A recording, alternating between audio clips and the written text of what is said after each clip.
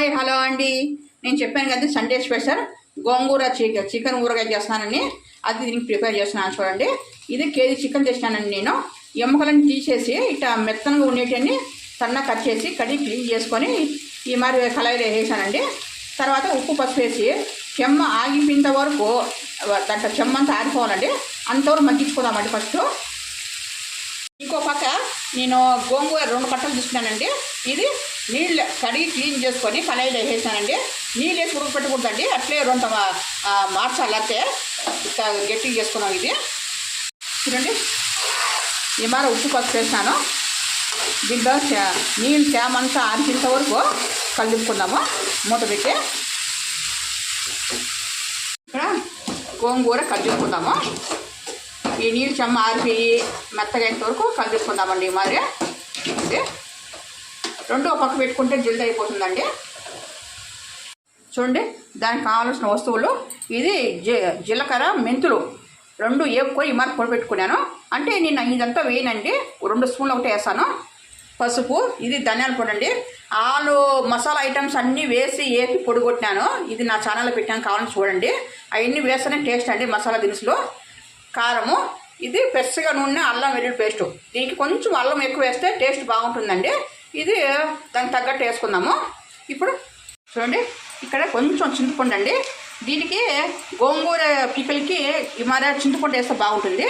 మామూలు దానికి నిమ్మకాయ వేసుకోవచ్చు. దీనికి నేను చింతపండు వేస్తున్నాను. చూడండి, నీట్ ఇంత కొంచెం నానబెట్టాను, ఎందుకంటే గోంగూర పులుపు ఉంటుందండి, అందుకని కొంచెమే వేస్తున్నాను నేను. చూడండి, నీళ్ళు చెమ్మంతా అయిపోయింది. ఇప్పుడు నూనె వేసుకున్నామండి. మీకు చెప్పాలంటే ఒక 400 గ్రాముల నూనె అండి. నేను మీ ఇష్టం 300 వేసుకోవచ్చు, మీకు తగ్గట్టు వేసుకోండి. నేనైతే 350 గ్రాముల నూనె వేస్తున్నానండి. వేసి ఇది బ్రౌన్ కలర్ అయ్యేంత వరకు వేపుకుందామండి. ఇది చూడండి, నూనె పోసినాను. ఇది మనము ఎక్కువ రోజులు తినేటైతే ముక్కలు గట్టిగా ఉండాలండి. నేను ఇది జల్దీ తొందరగా 10 రోజుల్లో తినేస్తాం కాబట్టి నేను ముక్కలు కొంచెం మెత్తగానే గోలిస్తాను. చూడండి, ఈ మార బ్రౌన్ కలర్ అయినంత వరకు వేపుకుందాము. అంటే ఇవైతే బ్రౌన్ కలర్ వచ్చేసాయండి. నేను ఎక్కువ బ్రౌన్ కలర్ చేయడం లేదండి, కొంచెము దూరగానే చేసినాను. మీకు కావాలంటే కొంచెం దూరగా ఎక్కువ గట్టి చేసుకోవచ్చు. నేను ఇప్పుడు ఫస్ట్ దీంట్లో అల్లం వెల్లుల్లి పేస్ట్ వేస్తాను. 2 స్పూన్లు అల్లం వెల్లుల్లి పేస్ట్. కొంచెం పచ్చివాసన పోయేంత వరకు వేపుకుందాము. అది జీలకర్ర మెంతులు పొడి కొట్టాం కదండి, అది వేస్తున్నాను. ధనియాల పొడి 1.5 స్పూను,